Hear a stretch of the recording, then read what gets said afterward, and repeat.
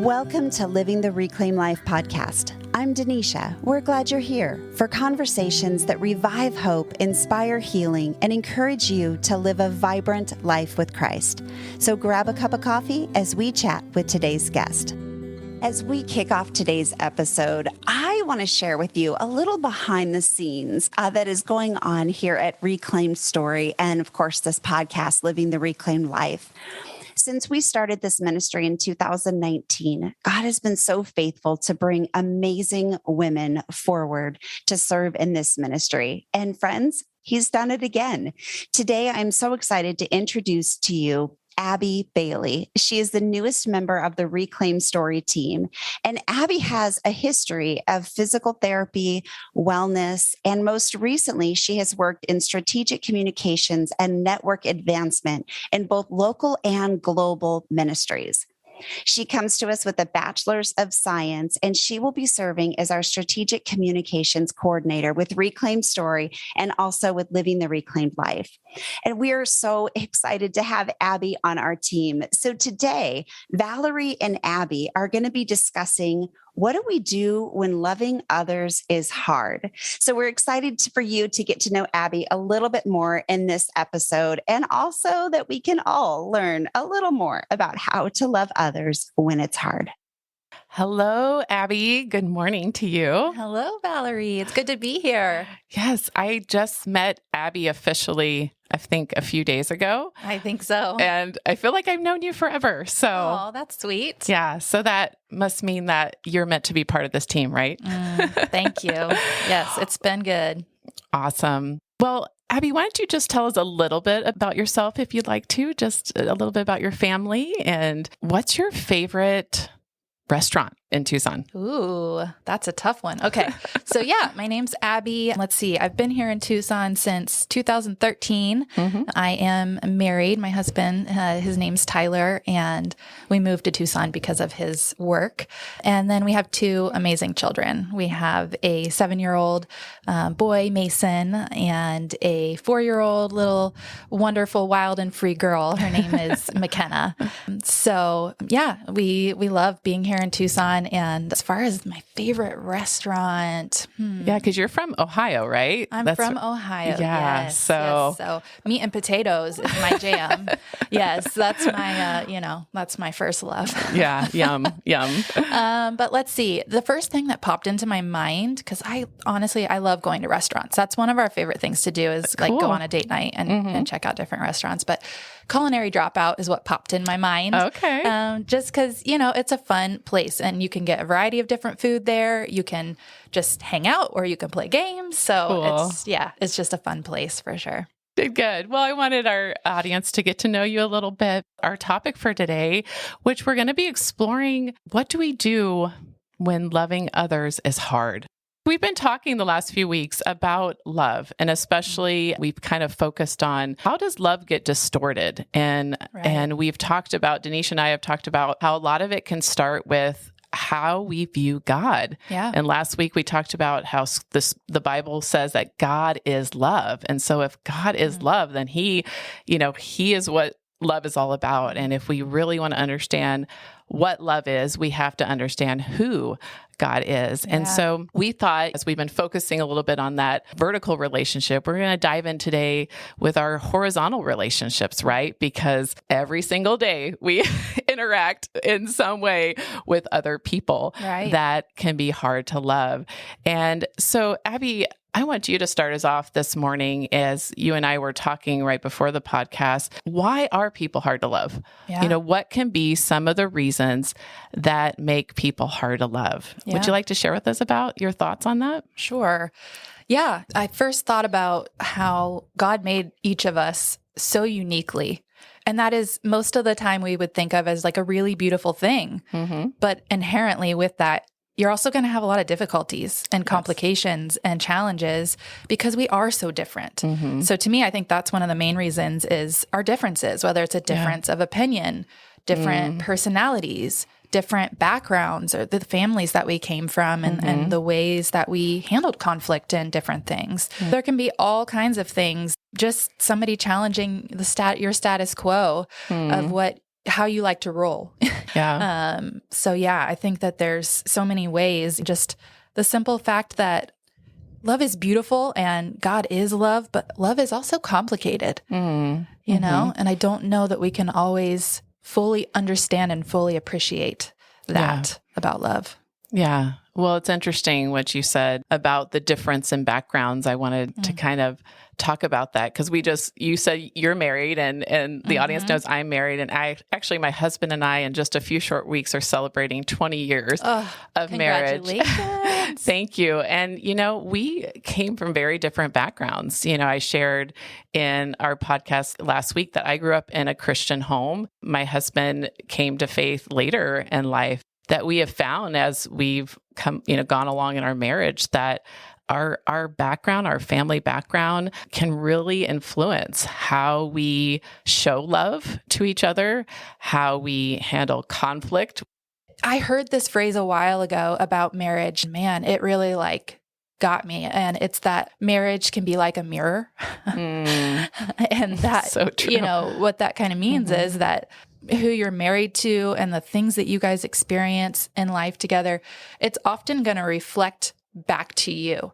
So whether that's beautiful and good things that you can experience and that that will be reflected back to you, or whether that's tough and maybe not things that you'd necessarily want to embrace about yourself or look at and feel good about yourself. Yeah. Yeah. Marriage relationships are complex for sure. And it's affected everything. But I think having God as your anchor, remembering that we can love because God first loved us. Amen. Yeah. All of that, I think, really, really matters in all of our relationships.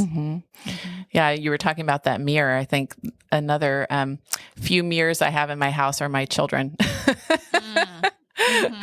They can definitely be mirrors of if you are a parent out there, and when you see a behavior they're doing, they're like, why are they doing that? And then you're like, oh, they learned it from me, and how you can think, why is that child so different from the other? And I love them all, but it's like sometimes the way we love our children and their differences, it has to be different, right? And it can seem like one child is harder to love than the other. And we have to be careful with that. We have to be on our guards, like, well, this child just always obeys, always listens. Like we kind of can almost think like, oh yeah, they're easy to love, but it's like, it's not just about easy. It's about loving differently and loving in a way that person feels loved. Right. And, and I think, just thinking of that, if, another reason why people are hard to love is because, maybe we're receiving resistance from them, right? Like we're putting out all this effort and, I know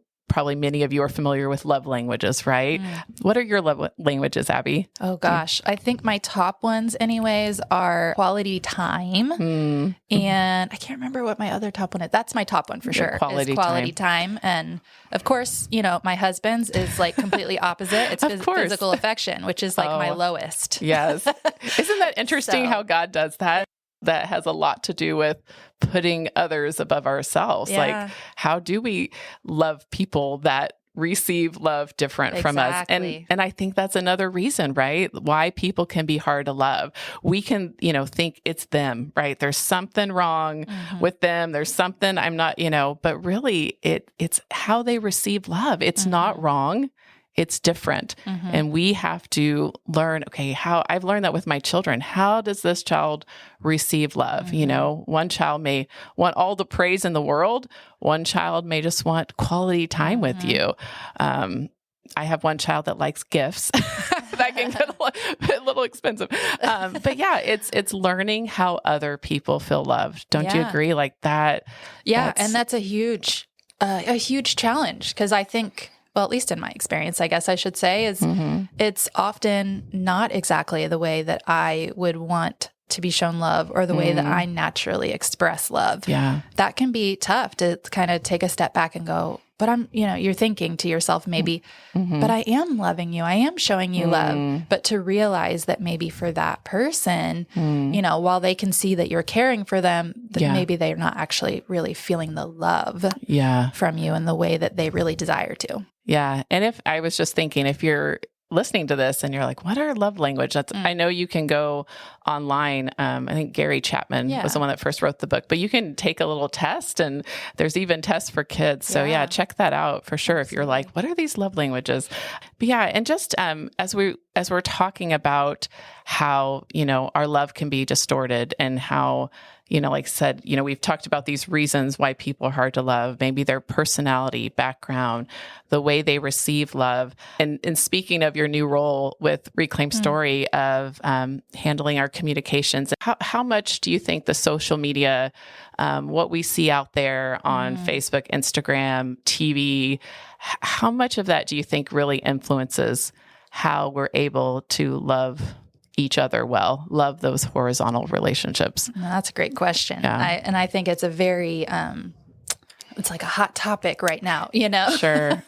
Just in our culture, and just generally in the world right now, and how the way that we interact with one another, the way we see people interacting, whether it's on TV, on social media, whatever, it can give us that distorted view of love that we've talked about here before, and especially on social media, I'll kind of like focus in on that for a second, that it can be such a divisive place. Yeah. Where you don't have to see people face to face necessarily to put something out there, which makes it different, don't you think? Like, it's a lot easier to say something that might be a little cutting to someone when you're not looking at their face when you're saying it. So, or just seeing other people and the way that they're interacting on social media, or seeing, politics and different things, which is always, for me anyways, really difficult. And, it reminds me of a phrase that I've heard recently quite a bit, and that's about like toxic people. And I myself have even in the past said, I don't know, this person's just toxic. I think that I'm just not going to be around this person or whatever. Yeah. And sure, there might be, situations where that's appropriate, whatever, but there might be others where this person is in your life and you can't really just cut them out of your life, you know? And that's where I feel as a Christian called to lean into God and to lean into how can I love this person despite what my initial like feelings are. Yeah. And we don't always understand why, right? Like what's behind the toxic behavior? What's behind the cutting comments, Right. We don't know the story, right? Yeah. We talk, that's what Reclaim Story we talk about, is understanding our stories, understanding that we all have pain and hurt in our past, which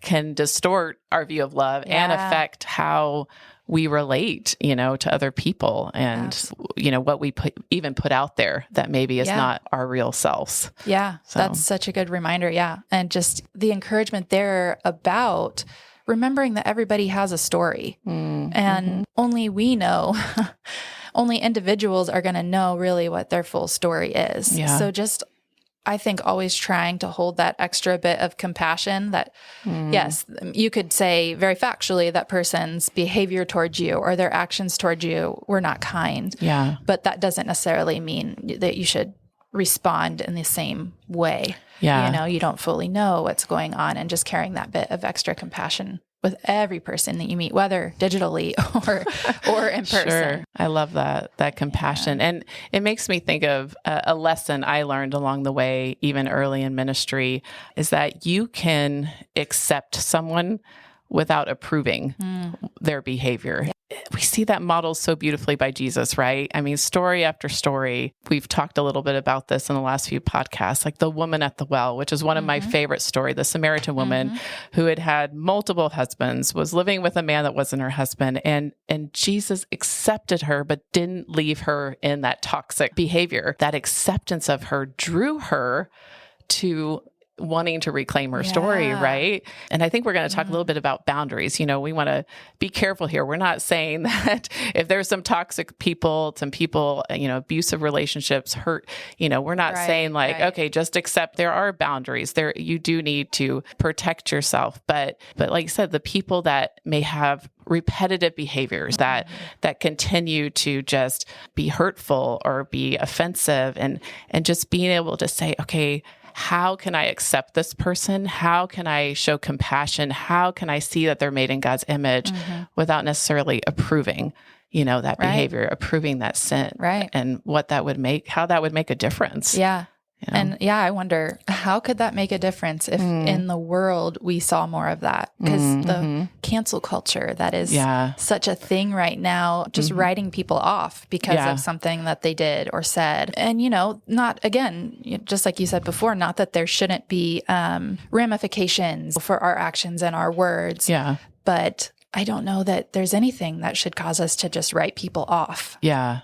Yeah. Imagine if Jesus did that, right? I see that. Yeah. I mean, we all have sinned. We all have made mistakes, and Jesus didn't write us off. He welcomed the outcast. He welcomed those who were on the fringe of society. I mean, even those that were, directly opposed to what he had to stand for, what he had to say. He still didn't turn his back on them. And I think that, like we've been talking about, there's so many ways that we can love others even when it's hard. And it kind of starts with us too, having seen the mirror, standing in front of the mirror and saying, okay, what do I see about myself that needs to change? And I think about asking God, even how do you want us to see that person, God? How do you want me to have your heart for that person? Yep. And, and we've kind of talked about this the last few podcasts, that sometimes what makes it hard to love others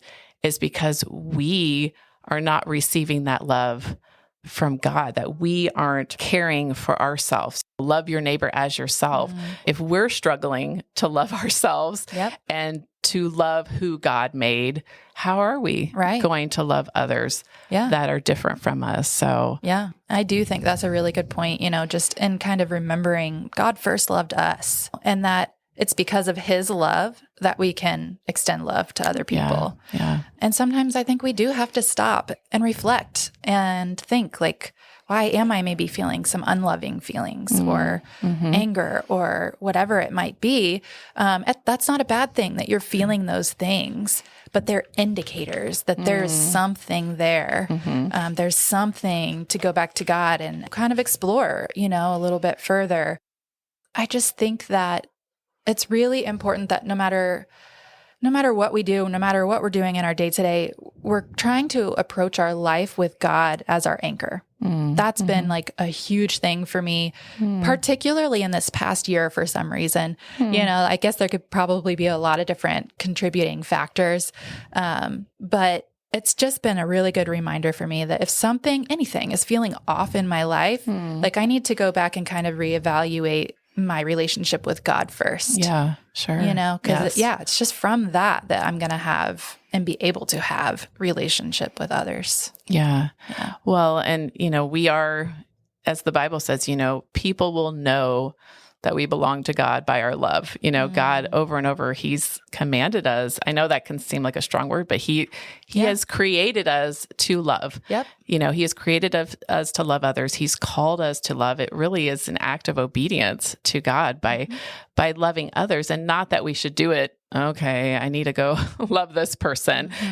They're going to know that right away, whether it's genuine or not, but that we are that vessel. We are that conduit of God's love. And if it, like we've been talking about, it's been so good. Like sometimes we want to just say, okay, that person is hard to love, something with them, but we have to, like you said, we have to hold that mirror up and say, okay, but it begins with me. What am I not believing about God? How am I not receiving his love? Because if we don't receive his love first, there's no way we can love others well, right? Yeah. And one other thing it reminds me of is also reflecting, what am I trying to do just on my own, in my own strength? There are, especially when it's difficult to love people, that's an opportunity to lean on God and to say, God, this is hard. I can't do this in my own strength, God. Love comes from you. Let me be a vessel for your love in this situation, and actually praying. I think sometimes that's the best that we can do. And that's okay, just to be able to say that, God, I'm having a hard time with this. I can't do this in my own strength. I need yours. Yeah. Well, and if you are familiar at all with just, what scripture talks about God's love, it's referred to as agape love. And there's the different kind of loves, eros is kind of that attractive love, phileo is that brotherly love. But I want to read one of my favorite scriptures in Philippians 2, which really, I think is, really captures what that sacrificial agape love is. And Philippians 2:3 says, do nothing out of selfish ambition or vain conceit, right? It's not about me. Rather, in humility, value others above yourselves, not looking to your own interest, but each of you to the interest of others. And it goes in to talk about how Jesus did not consider equality with God something to be grasped. He made himself nothing. He came as a servant. He came to serve, not to be served. That sacrificial love that says, okay, I have these needs. I want my needs to be known, and I'll be honest, that's been the biggest struggle in my marriage is that we both have this hesitancy like, okay, if he does this, then I'll do that. Or, if she pursues, then I'll pursue. And that's like not, right? Like God pursued us. Jesus came down to pursue us. He didn't wait for us to love him first, right? Like you said, we know how to love because he first loved us. Like you said, we can't do it in our own strength. We have to have God's strength in us. We have to have God's compassion in us. We have to have God's heart. So Abby, as we think about, what we've talked about so far, what kind of practical steps, what encouragement would you give our listeners as far as kind of wrapping up, summarizing how do we love people when it's hard? And we're not saying how do we love hard people, but how do we love when it's hard? Yeah. A very practical thing that I've been working on this past year, it actually relates directly to social media. I think for everyone, social media can be a difficult place, a difficult thing in the world right now. But especially if you're also working in social media and creating content for social media and just having to be on and seeing what's going on, it's just another layer. So I've been working on trying to make sure that before I go on to social media, before I expose myself to other media, that I'm first filling myself up in the intentional ways that mirror how I want to live my life. Yeah. So oftentimes that looks like taking some time to journal, to just be in silence and solitude when possible, with two little ones, of course. Taking some time to read a devotional in the morning. Yeah, and just fill up on that before going and taking in information that, is likely going to be divisive or just challenging or maybe sad or great. It could be good too. Yeah. But just starting with that anchored place first. Yeah. And asking yourself as you're journaling and spending that time, like, how can I show your love, God? That's good. How can I show your love in my post? How can I show your love when I'm interacting in this Facebook group or on Instagram? What pictures do I post? Everything. Like, how is it showing? How is it going to point people to you? And we talked a little bit too about reflecting on why. So thinking about how do you tend to respond in a difficult situation with another person? At least for me, I've found that there's a couple of kind of like go-to responses. Like I typically am either defensive, which I hate to say, but it's the truth. I am often either defensive or I withdraw, depending on the circumstance and the person, whatever. So just really taking some time to think about, okay, why would I have a defensive response here? Maybe there's something about this that is challenging me. Maybe there's something about this that is reflecting a part of me that I don't want to admit is real. Maybe even it touches on a wound from the past, which is often hard to relate. Is this reaction really about what just happened? And that can be hard to discover. Is like, or is it really a reaction that I've been prone to do this since I was a little child? We don't always know those connections, but they can be very important to realize. I think it can be helpful just to reflect, and when in doubt, I think one of the things that I try to do is pause. Just pause and listen. I heard another wonderful quote recently that is being heard is so close to being loved. That just to to listen to someone can make that person feel loved. Like it's not even necessarily that you always have to do something major. Just being there and truly listening, not thinking about what you're going to say next, but actually listening can really make a person feel loved. So when in doubt, good. Listen. Yeah. Be slow to speak, quick to listen. Yeah. As the scripture says. That can be hard. So and some other things we talked about, I think you brought up too, is just, praying and asking God for his strength. And even we were talking to Denisha right before this, and she said she loves to pray and ask God, show me your heart for that person. And wow, how she said that undoes, undoes her every time. It's like, okay, you ask God to show his heart for that person. He's going to show it. And that makes me think of, kind of my own journey. I think many of you have heard my testimony on other podcasts, just my struggle with anger in my marriage and how I've had many times of hurting my husband with anger in the past. And I remember my counselor helping me with this at one point, saying, imagine when you're about to unleash, what you're going to say, imagine Jesus standing behind your husband. Ooh. And I'm, talk about that mirror, right? You can't, ignore Jesus, but like that just made a huge difference for me. And, just saying like, would I say this to Jesus, and just realizing that, man, my husband is made in the image of God.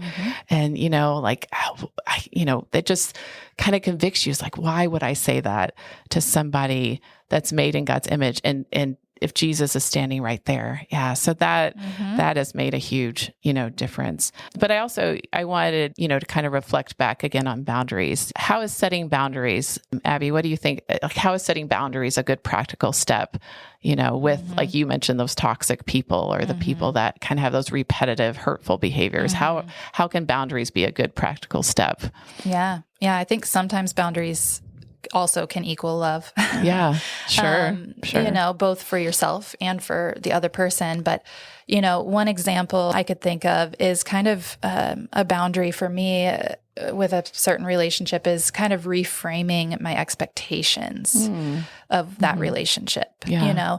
I can acknowledge my desires are otherwise. I desire for a different kind of relationship, but the reality is, it's probably not going to be possible because of those repetitive things that have happened, that have been hurtful, that I can't control and I can't change. And it's not my place to tell that person, that. So instead, it's reframing my expectations and creating boundaries of what kinds of interactions that I have, making sure that I'm, going in with realistic expectations. Yeah. Yeah. That's one of the ways. Yeah. Yeah. One of my favorite authors, Jill Savage, she wrote in her book, No More Perfect Moms, and then she has a book, No More Perfect Marriages, but she says, you need your expectations to match your reality. And how, we can see that in every relationship, reflect on what's our reality and how do we match our expectations to that. So that is so good. Well, Abby, this has been so good, just reflecting with you on your experience and what you've learned throughout your years of relating to other people and marriage and just even on social media. That's been so valuable to think about as we've kind of broken this down of when we think about, okay, what makes loving others hard, that it's not always about, what that person's doing, how they're acting, but it really comes down to looking at ourselves, looking at our hearts, evaluating our relationship with God. And like you said, the only way we're going to love others well is when we love in God's strength. So is there anything else you want our audience to know about that as we wrap up today? Sure. I guess just the last thing I'd love to share is I am absolutely no pro at, navigating difficult relationships. I think we've all had experience navigating difficult relationships. And just one of the things that I really feel right now that I need to encourage is that love evolves and changes over time. And that's okay. Yeah. Like we started out this podcast today talking about how complex love can be and how many different types of love there are and how many different needs, people have and love, all the things. So just kind of giving yourself grace or receiving the grace, as you said last week. It's in your head now. It's in my head now. Yep. Receiving the grace that's already there from God for us to have, that it's okay to make mistakes. Yeah. It's okay to do that and to learn over time. Love is going to look different in different seasons of marriage and different seasons of parenting, you know? So just, I guess part of it for me is that there's no like direct answer. Yeah. It's just leaning into it, being able to lean into God, being able to lean into others and continually learn and grow. Love is a beautiful thing. Yeah. It's a beautiful thing. Oh, that's so good. Yeah. Learning and growing. Like we have, that's the Christian life. And that's what it means to love others, is continuing to learn and grow. I love that, Abby. Well, thank you. Thank you for being on our podcast. My pleasure. And you'll probably be hearing more from Abby in the future, even hopefully on this podcast. This was fun. So thank you for listening again to Living the Reclaimed Life podcast. And if you're not connected on social media with us, we're on Facebook and Instagram, and we're going to be dropping a new blog this next week on this exact topic, when loving others is hard. And you're going to hear from one of our reclaimers about how God showed her how to love her mother, who was pretty much addicted to drugs all of her life, and what that looks like, and how her persistent love eventually helped her mother come to Christ. So it's a beautiful blog. So look out for that this next week, and we look forward to seeing you on the other side of this mic.